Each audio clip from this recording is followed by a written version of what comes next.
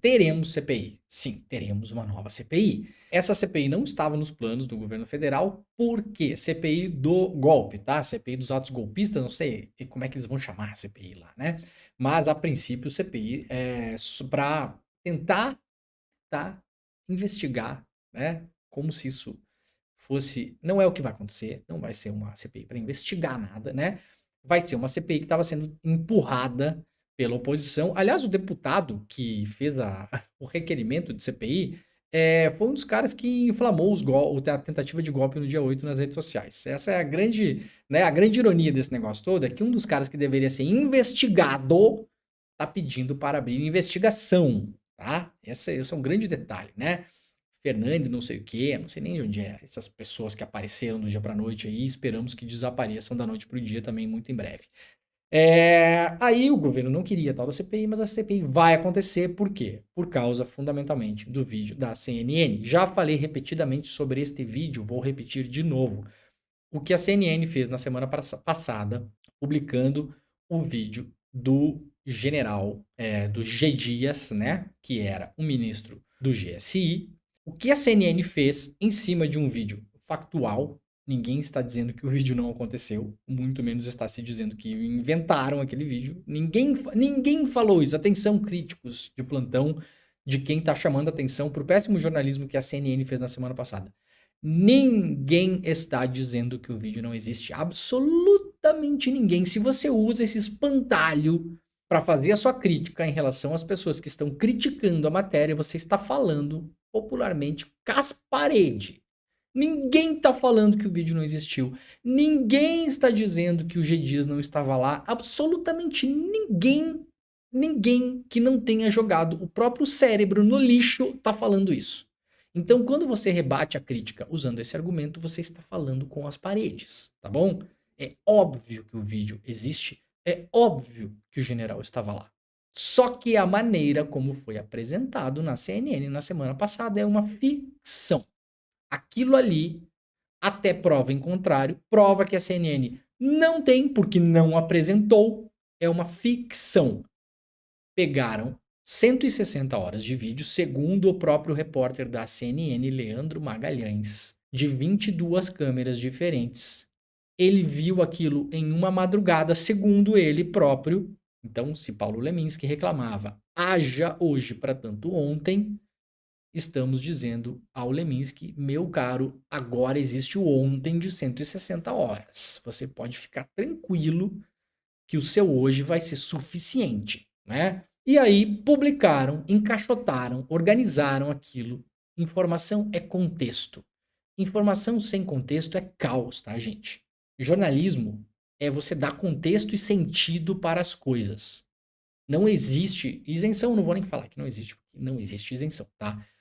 Eu não vou nem falar sobre isenção. Eu tô falando o seguinte: jornalismo é escolha, uma notícia é uma escolha. O jornalista escolhe transformar um acontecimento em notícia. A notícia não é um evento natural. O jornalismo é uma técnica, tá bom? Então, não existe isenção porque quando você escolhe, você já tem viés.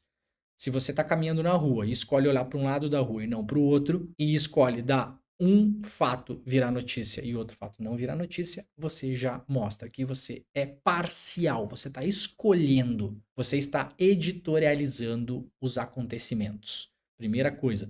Segunda coisa, você coloca as coisas no devido contexto e passa uma mensagem. Sempre. A mensagem que foi passada para todo mundo.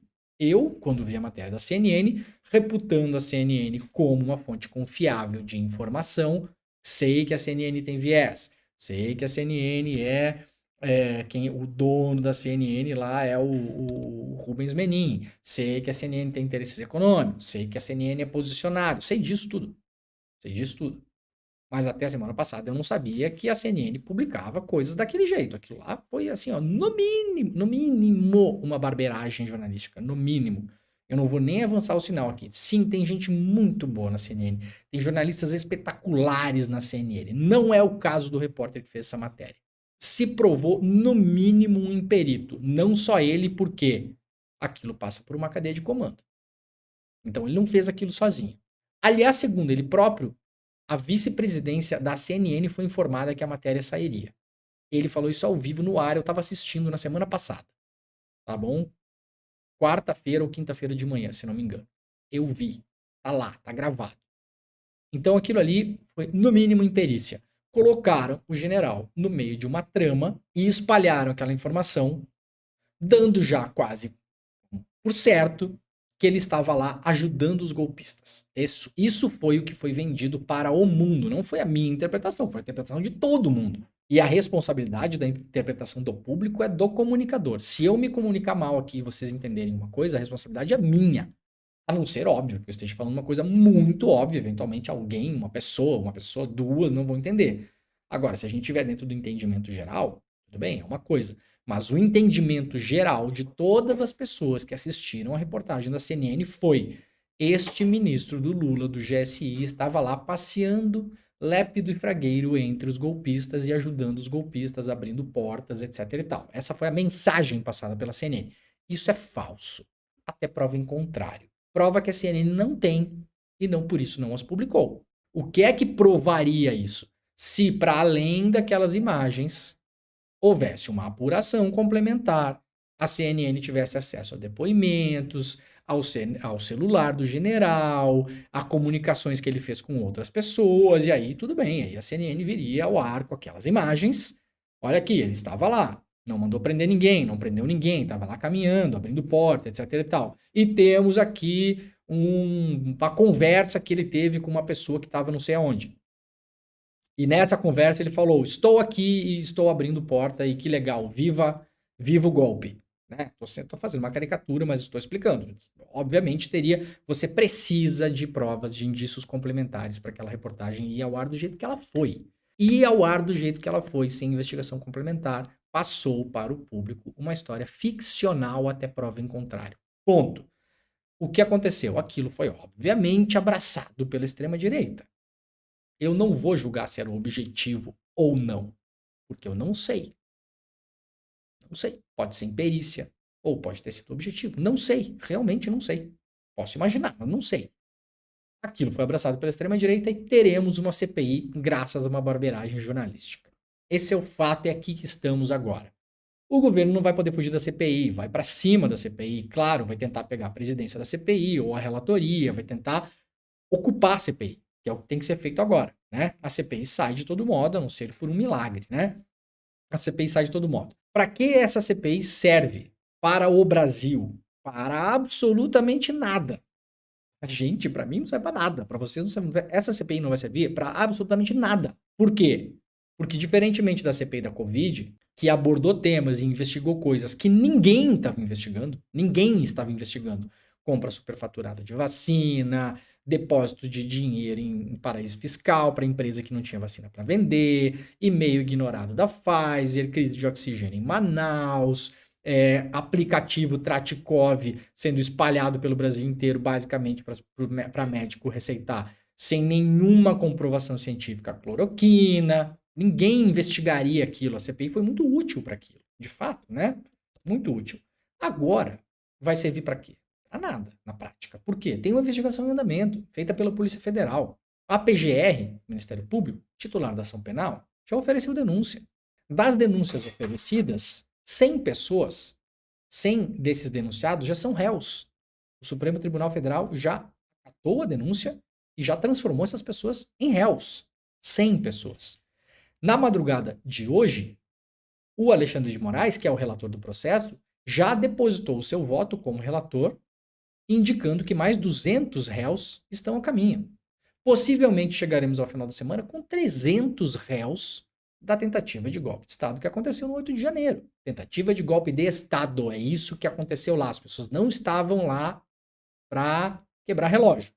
Ninguém se reuniu num grupo de WhatsApp, ninguém se reuniu na frente do QG do Exército em Brasília, ninguém desceu lá o eixão e foi até os prédios públicos para quebrar o relógio do Dom João VI. Todo crime tem uma motivação. Todo crime tem uma motivação. Não existe crime sem motivação. A motivação é um elemento principal quando você vai acusar alguém.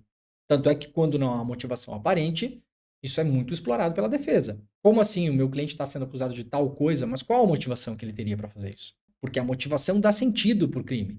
Qual era a motivação das pessoas que foram até Brasília naquele momento? Tomar banho no espelho d'água? Quebrar o relógio do Dom João VI? Ou impedir que o Lula tomasse posse? Ou manter o Bolsonaro no poder? Ou criar animosidade entre as Forças Armadas e os poderes constituídos?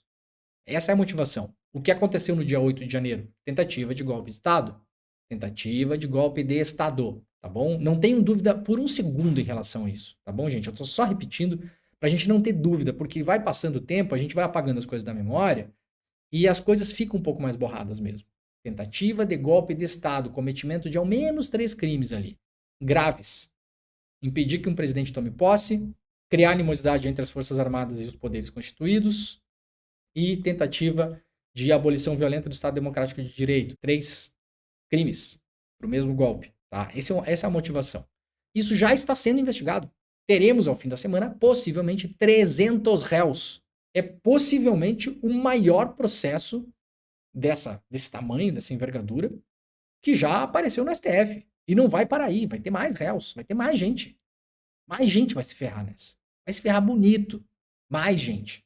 Então a CPI, para investigar, não serve para muito, tá bom? Ela não seria necessária. Agora, já que vai ter, como o julgamento do STF não vai ser televisionado, nesse caso, a gente não vai ter um julgamento como teve do Mensalão, etc. Não vai ser assim, tá?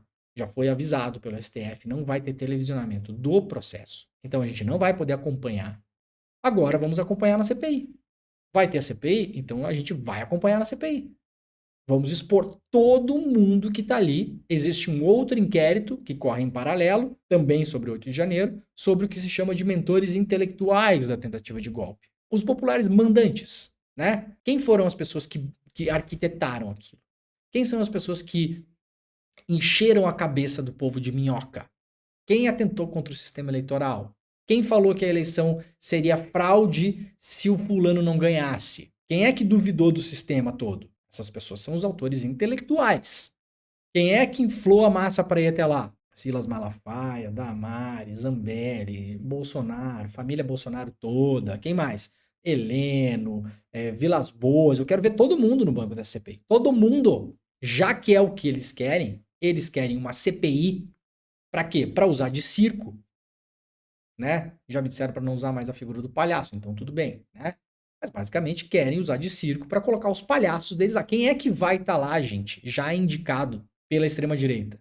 Nicolas Ferreira, é Zambelli, é algum palhaço lá dos Bolsonaro, essa gente que toda que vai estar lá. De novo, os mesmos, de sempre. Como eles estão perdidos e estão tentando reagrupar a boiada, que tá sem pauta, tanto tá sem pauta que tem imbecil aparecendo no Congresso de peruca, tem otário lá gastando o nosso dinheiro para fazer isso, eles vão usar isso para conseguir tentar reaglutinar o povo em torno dessas ideias. A CPI para eles serve apenas para isso. Agora, então, já que vai ter CPI, eu quero ver todo mundo sentado lá.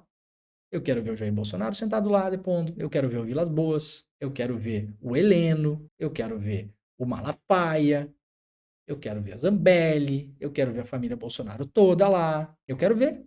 Essa gente toda que fez antes, durante e depois do 8 de janeiro post em rede social, que foi em acampamento, que falou com golpista, que ficou dando mensagem cifrada, como foi o caso do Heleno, né? Como foi o caso do Braga Neto, né? General Braga Neto, ficou lá falando com golpista em acampamento. Mantenham-se firmes aí, alguma coisa vai acontecer. Então vamos lá, general. O senhor que já escapou da CPI da Covid, agora eu quero ver o senhor na CPI do golpe. Do que o senhor estava falando quando foi lá falar com as pessoas? Ia revelar o milagre de Fátima? Era disso? Qual era o seu grande mistério? A Nossa Senhora da Aparecida ia aparecer para alguém? Ou o seu grande mistério era que estava sendo arquitetado uma tentativa de golpe de Estado?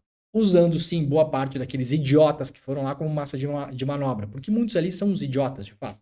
É gente que, até no limite, não tem culpa de ser informada por essas pessoas. Claro que você não ter consciência, né? Pode ser um atenuante, mas você não pode cometer crime e depois dizer que não sabia, né? Pode ser um atenuante. Mas vamos dizer assim, boa parte daquelas pessoas ali era realmente um monte de pobre coitado que estava lá, que estava participando, tipo aqueles caminhoneiros que choraram no ano passado comemorando o estado de sítio. Lembram dessa cena?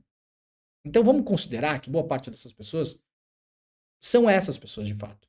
O que só agrava o papel dos tais dos mentores intelectuais. Então, vai ter CPI? Então vamos para a CPI. Vamos lá. A gente vai cobrir a CPI aqui. Vamos fazer CPI. Vamos lá, vamos ver quem vai sentar lá. Vamos ver o que essa gente vai falar.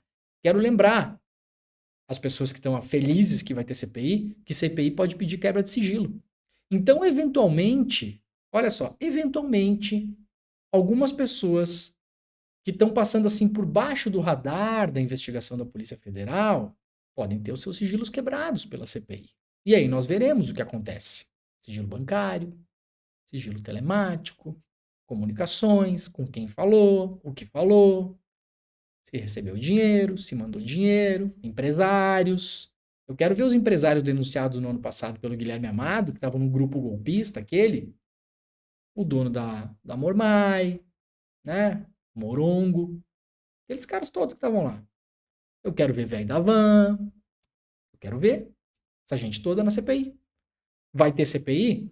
A CPI é sobre o quê? Sobre o 8 de janeiro. O que é o 8 de janeiro? Uma tentativa de golpe de Estado pensada, organizada e ativada pela base bolsonarista. Então a gente vai investigar quem?